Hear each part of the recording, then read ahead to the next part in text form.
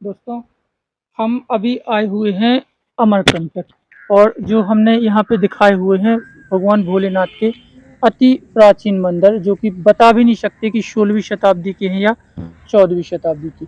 तो हम यहाँ पे वीडियो शूट कर ही रहे थे। एक दिव्य मूर्ति, एक परम तपस्वी मूर्ति जो इन्हीं के बारे में इनसे ही जानते हैं कि कहाँ से आए हैं और ये क्या करते हैं। वेशभूषा से ऐसे लग रहे हैं जैसे त्यागी हों या सब कुछ त्याग के घर परिवार छोड़ के आए हुए हों। हमने उनसे रिक्वेस्ट की, उनसे प्रार्थना की, तो वो बड़ी मुश्किल से 4 शब्द कहने के लिए हमारे कैमरे पे आए हुए हैं। उनको नमन करते हैं, उनसे आशीर्वाद लेते हैं और साथ ही साथ जो कुछ ज्ञान की बातें निकल सकें, उनसे उनके चरणों में रखने की कोशिश करेंगे। सर्वप्रथम उन्हें धन्यवाद करते हैं, उन्हें नमन करते हैं। गुरुदेव अलख निरंजन प्रभु मंगल कर सुख रखन अंतर्यामी परमात्मा। हाँ गुरुदेव, सबसे पहले तो आप थोड़ा सा अपना परिचय दीजिए कि आप कहाँ से आए हुए हैं और अचानक मुझे कैसे मिल गए। ठीक है, तो हमारा जो शरीर का नाम है जी जी अवधूत वासुदेव बाबा जी और हम लोगों का आश्रम है उड़ीसा के जोरंदा नामक स्थान में, भुवनेश्वर के पास है ये। जी जी तो वहाँ पे सत्य महिमा धर्मधाम या अलिख महिमा आश्रम के नाम से जी जी लोग जानते हैं। जी जी। ये हमारा परिचय है। और प्रभु आपके जो साथ ये आप ही की तरह जीवन को छोड़ मतलब गृहस्थ जीवन को छोड़ चुके, संन्यास धारण कर चुके या ये धारण नहीं किए हैं आपकी हाँ, शिक्षा के अनुसार। तो हमारे यहाँ क्या है, दो वैसे हमारे सनातन संस्कृति में जी 2 प्रकार का नियम है। जी एक जी गृहस्थ आश्रम, संन्यास आश्रम और ब्रह्मचर्य आश्रम भी है। तो इसमें से एक है ये त्रिनाथ, अब ये ब्रह्मचर्य आश्रम में है और ये दूसरा है वो भी ब्रह्मचर्य आश्रम, बाकी गृहस्थ आश्रम में है। 2 ब्रह्मचार्य आश्रम में हाँ, हैं और हाँ, बकाया गृहस्थ आश्रम में। गृहस्थ ये आश्रम। ब्रह्मचार्य आश्रम में कब से हैं गुरुदेव आपके पास? ये त्रिनाथ तो छोटे समय से हैं, बचपने से हैं। जी हाँ, छोटे वो उस समय करीबन 7-8 वर्ष के जी। रहे हैं। तो और कुछ गुरुदेव ये अपना जीवन ब्रह्मचार्य से ही व्यतीत करेंगे आगे की या फिर गृहस्थ में भी प्रवेश कर हाँ, सकते हैं या कोई नियम है ऐसा? नहीं, वो अपने संस्कार के अनुसार होता है, पूर्व का तपस्या। जी बिना तपस्या से कुछ होता नहीं है। जी हम जैसा कर्म करे रहते हैं तो प्रारब्ध कर्म और संस्कार ये दोनों मिल करके कर्म बनते हैं। जी ठीक है, कर्म और वो मार्गदर्शन मिलता है, फिर सत्संग जो भी होना है वो सब होता है। तो उसी के अनुसार व्यक्ति संन्यास भी ले सकते हैं या गृहस्थ में भी जा सकते हैं। अगर गृहस्थ।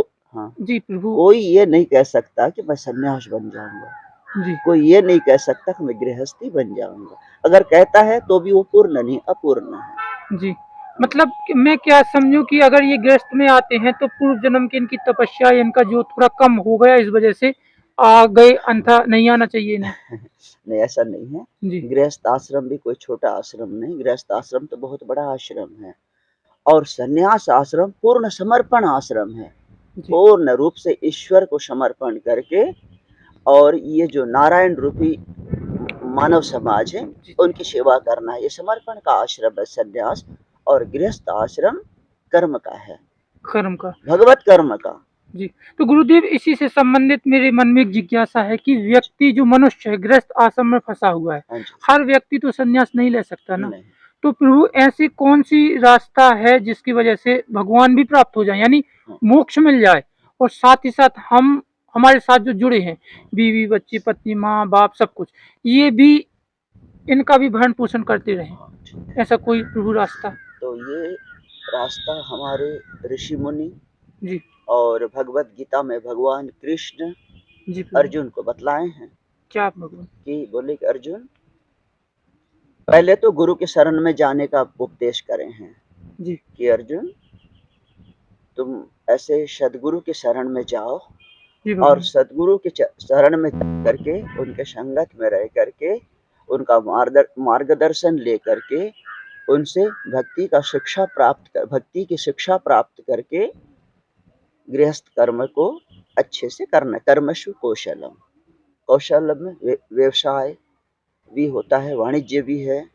और कोई कृषि है तो कृषि करें, कोई नौकरी पेशा वाले हैं तो नौकरी पेशा करें, किंतु पूर्ण समर्पण भाव से करना है। कोई नौकरी पेशा करते हैं और वो काम ठीक से नहीं करते, ठगी करते हैं। जैसे उनको 8 घंटा करना है या 7 घंटा करना है, तो उनको समर्पित भाव से करना चाहिए कि ईश्वर के द्वारा ये हमें कर्म मिला हुआ है और ये काम को हम भगवान का दिया हुआ या भगवान का प्रसाद या भगवान का मार्गदर्शन मान करके अगर उस कर्म को करें और कर्म को करते हुए अपने मन को भगवान के श्री चरण में अगर कोई व्यक्ति रखते हैं, तो वो आज जो लोग तनावग्रस्त हैं, ठीक है, जी प्रभु। और परेशान रहते हैं, जी, तो वो परेशानी उनका कम हो जाएगा, क्योंकि उनकी जो भी परेशानी है उसको भगवान अपने ऊपर ले लेते हैं, जी भगवान। पर उनका शरणागत होने पर।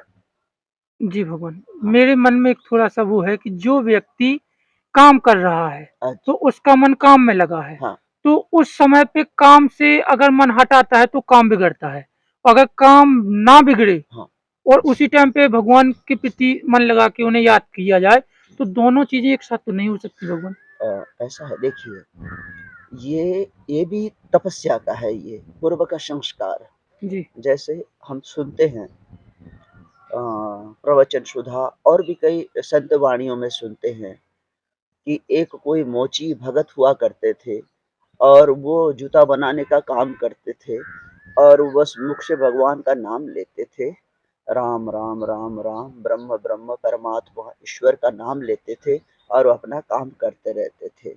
पर इस प्रकार का भक्ति जो है वो थोड़ा सा कई जन्मों का होता है। इसके लिए क्या होता है, पहले हमको अभ्यास करना है। जी, गीता में बोले अभ्यास करो, जी प्रभु। अर्जुन अभ्यास करो, अभ्यास करो, अभ्यास करोगे तो हो जाएगा, सरल हो जाएगा। भगवान ऐसे जैसे कोई स्टार्ट करे अभ्यास तो कैसे? स्टार्ट करे अभ्यास, उसके लिए तो पहले गुरु की शरण में जाना होगा। और गुरु भी कोई अगर साधक मिल जाए, और वो मिलते भी हैं, वो भगवान की कृपा से मिलते हैं, क्योंकि हमें भगवान पर विश्वास है, ईश्वर पर विश्वास है और जी, हमारा जीवन में ऐसा हुआ। तो इसलिए क्या है, वो गुरु के शरण में जाने से भक्ति जागृत होती है। दोस्तों देख सकते हैं आप गुरुजी की आँखों में आँसू आ चुके हैं। पता नहीं कौन-सी ऐसी घटना इनके साथ हुई है, वो जानने की कोशिश करते हैं। भगवान क्षमा कीजिएगा, ये आँसू देख के मुझे लगता नहीं है कि ऐसा कोई किसी घटना से आप भी पीड़ित हो। तो अगर इस दिन को बताना चाहें वो कौन-सी घटना है जिसकी वजह से आँखों आँसू आ गए भगवान का नाम सुनते हुए? तो बता दीजिए हाँ, भगवान कि ठीक है, ठीक क्या ऐसी घटना है। घटी? नहीं, हम क्या है, पहले से बचपने से जी, हमारे माँ-बाप कोई भी साधु संत को देखने से, शिवाय इतना भक्तिवान लोग वो नहीं थे, जी, न होने पर भी जैसा हो सके अन्न जल ऐसा करके सेवा करते थे।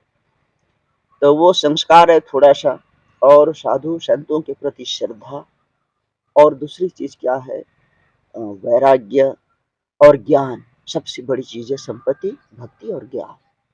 ठीक है? ये भक्ति और ज्ञान, ये संसार सागर से तरने का नाव है ये। जी भगवान। तो ये तो ये चीज़ हम प्राप्त करना चाहते थे हम, जी ठीक है? भगवान। कि कैसे प्राप्त हो जाए, हे भगवान, हे परमात्मा, हे अलख निरंजन प्रभु, कहीं से ऐसा होते-होते फिर गुरु की कृपा। गुरु एक तो शिक्षा गुरु भी होते हैं, दीक्षा गुरु होते हैं। गुरु कितने प्रकार के होते हैं भगवान? थोड़ा ये संक्षेप में बता दीजिए इतने प्रकार हाँ, के गुरु? ठीक है, गुरु प्रकार के नहीं होते, गुरु एक तत्व है, जी, ईश्वरीय तत्व है, जी, और वो ईश्वर का ही शक्ति, ईश्वर की महिमा है। और ईश्वर की महिमा के अनुसार गुरु एक ही प्रकार के होते हैं, पर गुरु का ज्ञान तो अलग-अलग होता है ना, क्योंकि गुरु का तपस्या अलग-अलग है। उनकी तपस्या कितनी स्तर का है, और गुरु बहुत ऊँचे हैं, जी भगवान। ठीक है? जी, जी।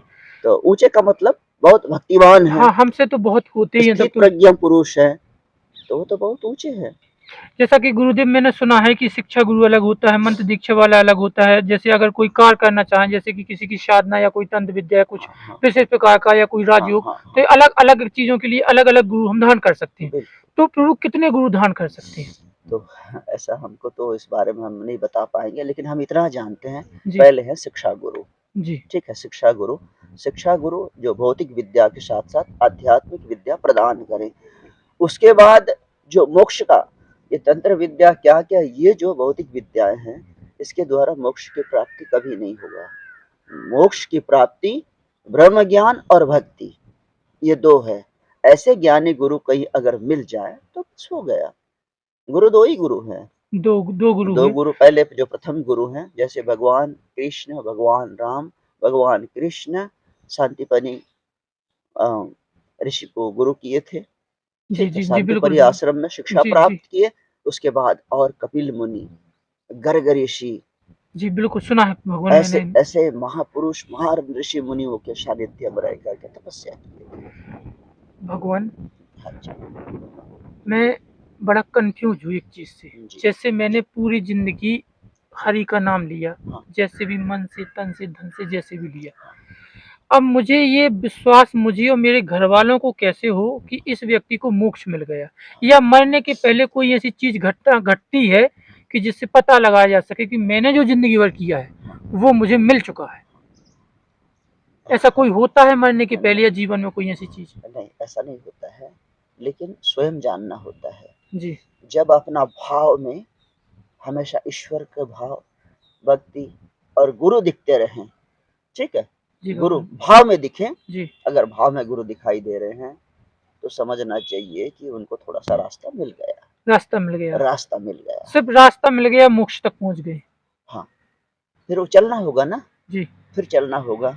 जैसे गुरु आ गए, या तो ईश्वर आ गए, जी। जो भी अपने इष्ट देवता वो आ गए, ईश्वर आ गए हैं, तो बस उसके बाद सिमरन शुरू कर देना है। तो ऐसा करते करते करते करते अभ्यास, ठीक है, आदमी सुज्ञानी हो जाने होता है। और मोक्ष की स्थिति है वो, जब व्यक्ति मोक्ष प्राप्त करता है तब दुनिया का भान नहीं रहता उसको। पुत्र पुत्री संतान संपत्ति ये कुछ भी भान नहीं उसमें, उस समय केवल वो तो ईश्वर में वे खो जाते हैं। ऐसे हम देखे हैं, उसमें गृहस्थ को भी देखे हैं, उसमें सन्यासी को भी देखे हैं। वो पूरा खो जाते हैं, पूरा उनका शुद्ध बुद्ध कुछ भी नहीं रहता उस समय। मरने के पहले। हाँ, मरने के पहले जी, वो पूरा खो जाते हैं, वो भाव है। और बस गीता में भी बोले हैं कि भगवान कि अर्जुन, अंतिम समय जो जिसका स्मरण करेगा उसे प्राप्त करेगा वो। तो ठीक क्या है। मैं यही पहचान मान लूँ कि जो भगवान में विलीन हो जाते हैं मरने के पहले कुछ समय हाँ। पहले से, हाँ। तो वो व्यक्ति सीधा मोक्ष प्राप्त कर चुका? क्या ये मान लूँ दिल को समझाने के लिए? हाँ, वो मोक्ष पुरुष हैं, लेकिन ऐसे मोक्ष पुरुष करोड़ों में कोई एक होते हैं।